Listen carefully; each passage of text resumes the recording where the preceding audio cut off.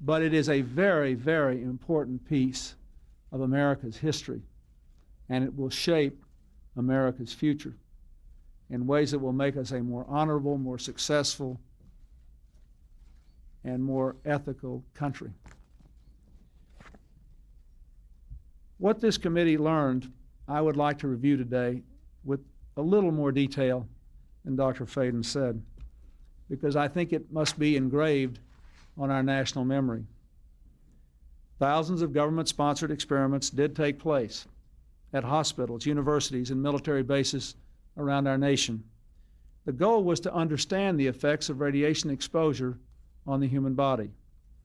While most of the tests were ethical by any standards, some were unethical, not only by today's standards, but by the standards of the time in which they were conducted. They failed both the test of our national values and the test of humanity.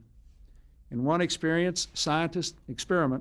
scientist injected plutonium into 18 patients without their knowledge.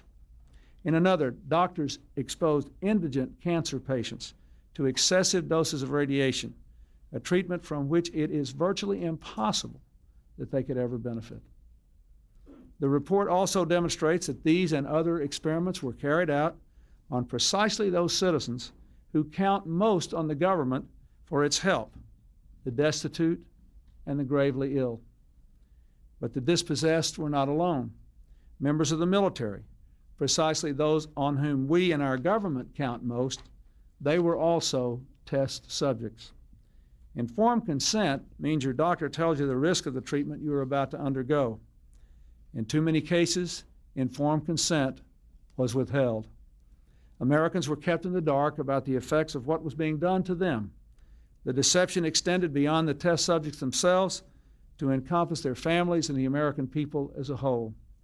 For these experiments were kept secret, and they were shrouded not for a compelling reason of national security, but for the simple fear of embarrassment, and that was wrong.